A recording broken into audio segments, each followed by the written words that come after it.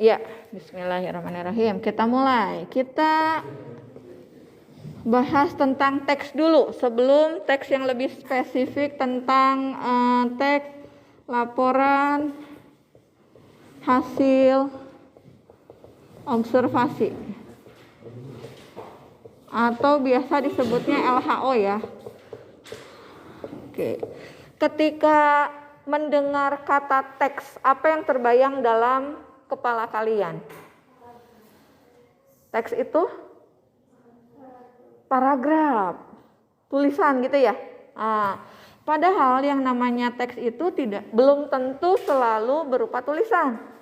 Ada teks yang tertulis gitu ya, yang berupa tulisan. Ada juga teks yang lisan. Kalau kalian dengar podcast gitu, ya kan? Itu juga kalian sedang mendengarkan sebuah teks gitu. Jadi teks itu belum tentu semuanya tulisan. Kita buka wacana kita buka pemahaman kita bahwa teks itu ada teks yang tertulis dan juga ada yang lisan. Dan di Indonesia itu tradisi lisannya itu kuat ya. Jadi mungkin kalian pernah mendengar gitu ya, ada cerita yang turun temurun ya. Jadi teks tulisannya tidak ditemukan, tapi turun temurunnya itu kuat gitu ya, tradisinya. Jadi di Indonesia itu tradisi lisannya kuat. Jadi itu akan lebih menguatkan fakta bahwa yang namanya teks itu tidak selalu berupa tulisan, tapi juga ada yang berupa lisan. Nah, sebulan lalu kita sudah membahas teksnya itu yang teks puisi. Kita sudah kupas tuntas. Sebelum kita bahas ini, ada masalah nggak ketika kalian mempelajari puisi? Ada yang mau ditanyakan dulu tidak tentang puisi? Mungkin kalian ada yang tidak paham ketika pembelajaran puisi? Tidak. Kalau tidak kita lanjut. Nah, dalam teks laporan hasil observasi atau teks apapun juga, pasti akan ada 3 hal yang dipelajari. Akan ada 3 hal. Yang pertama tentang konsepnya, konsep dari jenis teks tertentu. Karena kita sekarang mau bahas tentang LHO, teks laporan hasil observasi, konsepnya tuh apa? Berupa definisinya apa? Definisi itu pengertian ya. Lalu ciri-cirinya bagaimana? Ciri, bukan cici. Ciri-cirinya bagaimana gitu ya. Nah, ini akan kita kupas nanti. Setelah itu biasanya kita akan membahas strukturnya, struktur teksnya. Kemudian yang berikutnya itu adalah unsur kebahasaannya. Nah, jadi teks apapun yang nantinya dibahas gitu ya, di kelas 10 nanti ada teks anekdot, ada teks eksposisi, ada teks cerita rakyat dan lain-lain gitu. Pasti semua unsur inilah yang dibahas. Pertamanya memahami konsepnya dulu, kedua mempelajari strukturnya, yang ketiga mempelajari unsur kebahasaan. Untuk apa mempelajari ini semua? Karena ujungnya kalian akan diminta membuat sebuah teksnya, menulis teksnya. Kalau yang dipelajarinya LHO, nanti pun kalian akan diminta untuk menulis sebuah teks laporan hasil observasi.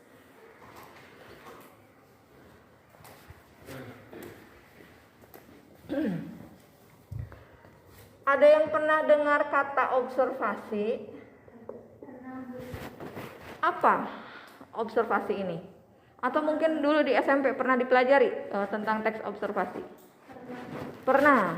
Oke, apa nih observasi yang kalian pahami? Pengamatan. Ya, teks berdasarkan hasil pengamatan. Oke. Pengamatan. Apa lagi? Selain pengamatan. Ya? Apa wawancara? Oh, dari hasil wawancara, pengamatan, ada wawancara dan sebagainya. Lalu pernah dengar kata deskripsi? Pernah. Apakah deskripsi ini sama dengan observasi? Tidak. Apa bedanya?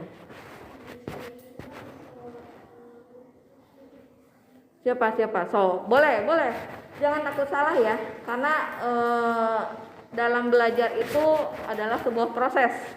Jadi tidak tidak haram untuk salah ketika dalam proses belajar. Deskripsi apa? Menjelaskan sesuatu lebih detail, lebih rinci. Kalau ibu gambarkan ada dua lingkaran, lingkaran pertama dengan lingkaran kedua, posisi observasi dengan deskripsi ada di mana? Yang di lingkaran pertamanya itu deskripsi atau observasi? Siapa yang mau berpendapat? Namamu siapa? Novi. Gimana No? Kalau menurut Novi yang mana? Kalau dari lingkaran pertama observasi, yang kedua deskripsi. Ini observasi, ini deskripsi. Menurut Novi. Menurut yang lain, ibu ingin dengar menurut siapa namamu? Faik. Ya, menurut Faik gimana? Yang lingkaran besar observasi. Alasannya kenapa? Siapa nih? Yang sama berarti ya pendapatnya dengan Novi. Ada yang pendapatnya lain? Jadi yang menurut Faik dan Novi bahwa observasi itu lebih umum, kalau yang deskripsi itu lebih rinci, lebih detail. Nah, kita akan buktikan dengan kita baca teksnya.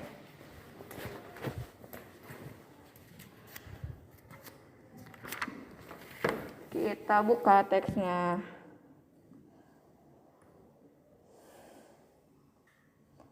Siapa yang mau baca duluan? Terlihat jelas nggak? Ilham mau baca, Ilham? Nah, silahkan dibaca. Paragraf 1 dan paragraf 2.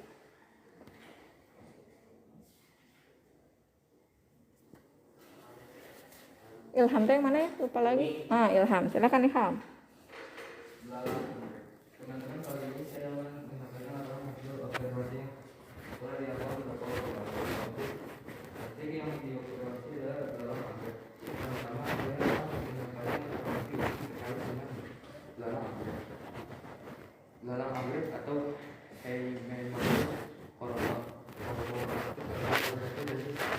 dalam Mutado atau dalam sembah yang hidup di Indonesia atau Asia Tenggara.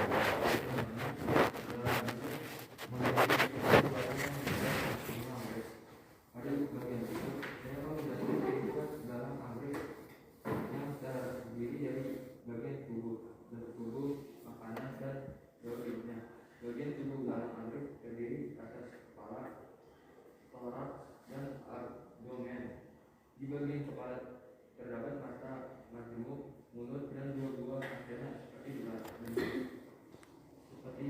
dalam bagiannya. Kepala dalam anggrek dapat berputar 360 derajat. Di bagian thorax terdapat 3 pasang kaki. Kaki depan dalam anggrek yang panjang dan kuat dilengkapi dengan duri yang rapih. Dalam anggrek memiliki 2 pasang sayap yang di bagian abdomennya. Sayap depan berfungsi melindungi sayap belakang sehingga durinya lebih kuat. Ya, oke, cukup. Lanjut sama Rival. Yang paragraf ketiga. Yang ukuran, ya. Ukuran tubuh belalang anggrek berbeda antara jantan dan betina. Panjang tubuh belalang anggrek jantan sekitar 2,5 sampai 3 cm, sedangkan betina 6 sampai 7 cm. Tubuh mereka berwarna putih dan aksen mereka aksen merah muda, lembut atau cerah. Beberapa belalang bahkan berwarna benar-benar putih atau merah jambu. Namun belalang anggrek dapat mengubah warna tubuhnya dalam hitungan sehari, bergantung pada kondisi lingkungan seperti kelembapan dan kondisi cahaya. Terus satu lagi. Belalang anggrek merupakan predator polifagus atau pemakan beberapa jenis mangsa. Mereka memangsa serangga yang lain bertubuh kecil seperti jangkrik, capung, lebah, dan belalang anggrek menggunakan bentuk dan warna tubuhnya untuk menarik perhatian mangsa. Saat mangsa mendekat, mereka akan menggunakan kaki depannya untuk menangkapnya. Belalang sembah hanya memangsa hewan yang masih hidup. Iya, udah cukup. Lanjut sama Risma. Belalang anggrek merupakan hewan yang mengalami metamorfosis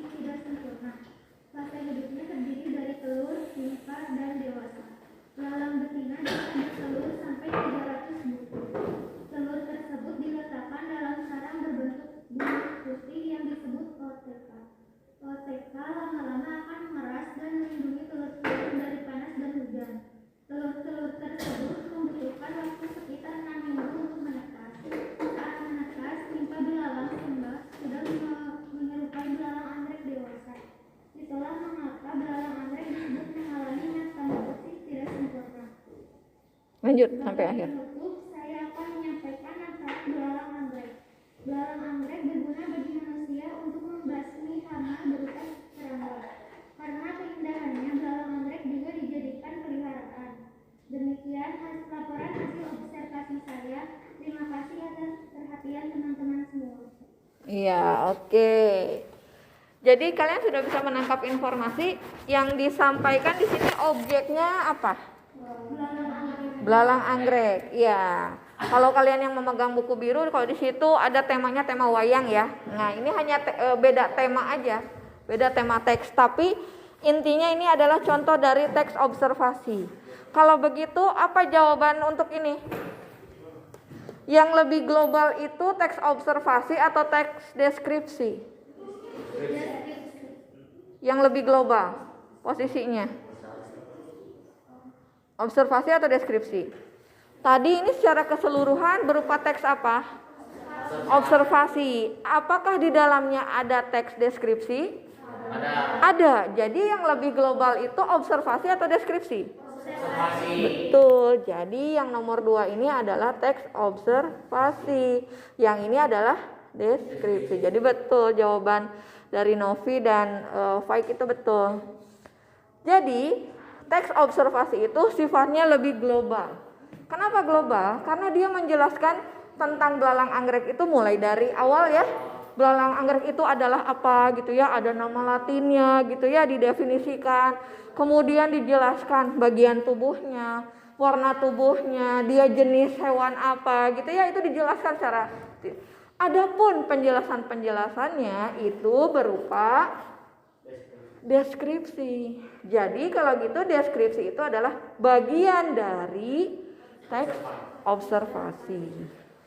Bisa dipahami ini, ya? Nah, gitu. Jadi ada yang bingung biasanya menentukan observasi atau deskripsi ya. Nah, yang jelas sekarang kalian sudah paham dengan contoh dari teks. Nanti bisa dibuktikan di buku yang biru tentang wayang. Dibuktikan apakah itu teks observasi mengandung teks-teks deskripsi, nanti bisa dibuktikan. Nanti kalian bisa cari teksnya. Sampai sini, ada yang mau ditanyakan dulu? Ada yang belum paham mungkin?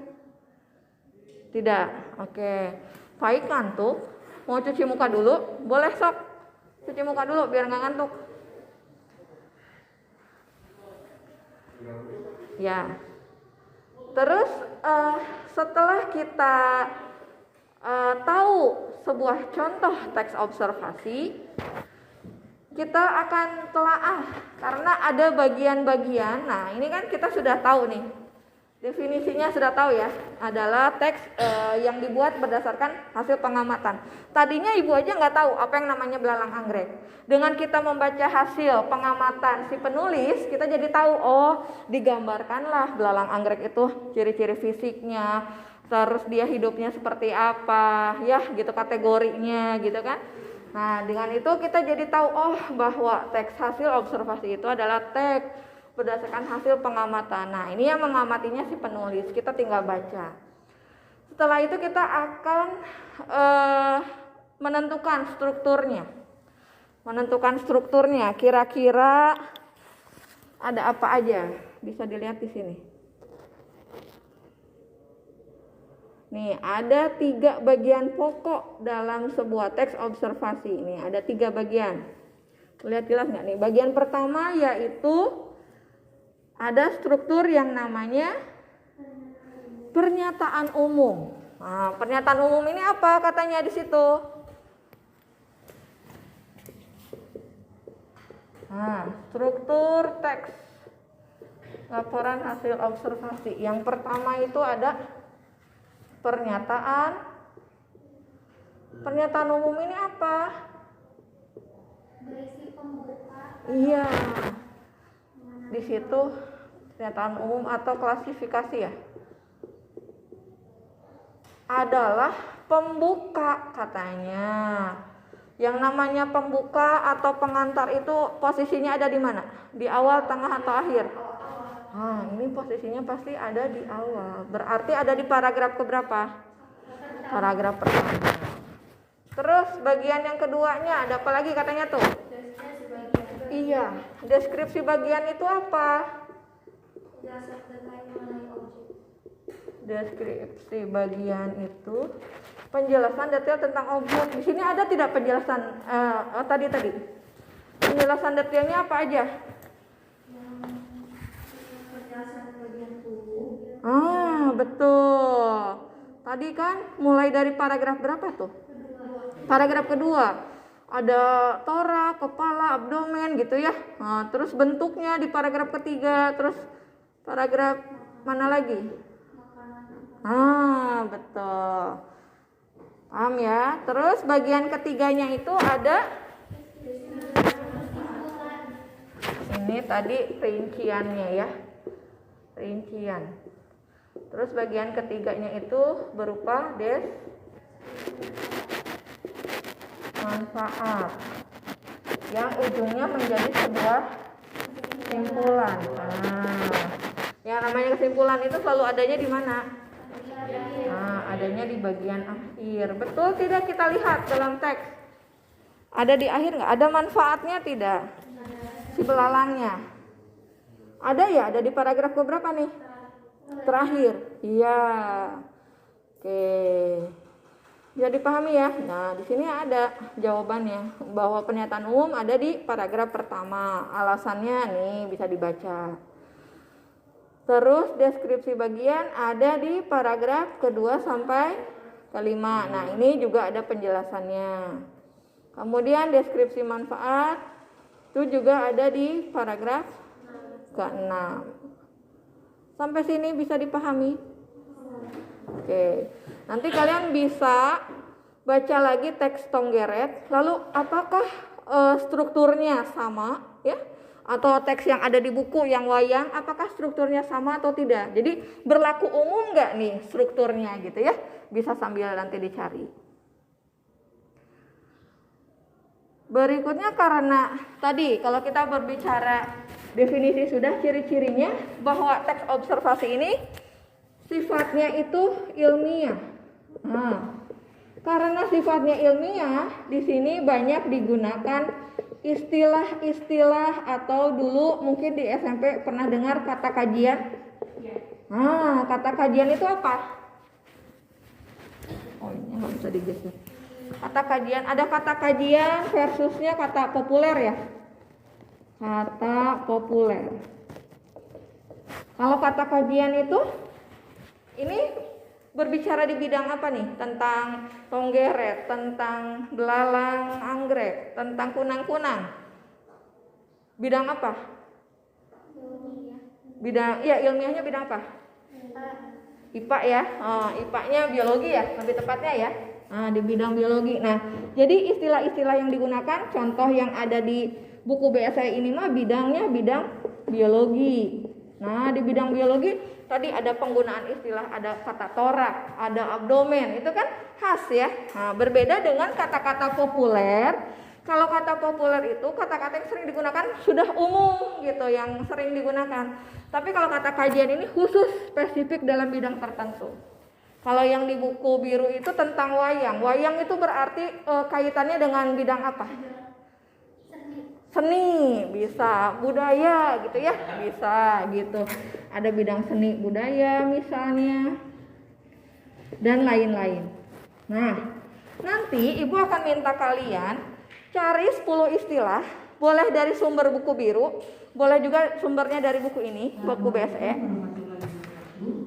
Diinformasikan untuk siswa kelas 10 ya, kita informasi sekali lagi untuk kelas 10 hari ini ada pembagian itu paket sekolah penggerak.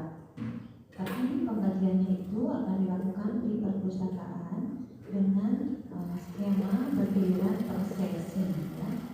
Nah, untuk sesi yang pertama dilakukan pas jam 9.00 atau ketika kalian selesai kalian di kelas. Nah, sesi pertama adalah kelas 10, 2 dan 10 Jadi pasca 3 kelas tersebut langsung ke perpustakaan mengambil dengan tertib. Kemudian nanti sesi keduanya 15 menit kemudian baru kelas 10 IPA 4, IPA 5 dan IPA 6. Kemudian sesi ketiga yaitu 15 menit kemudian.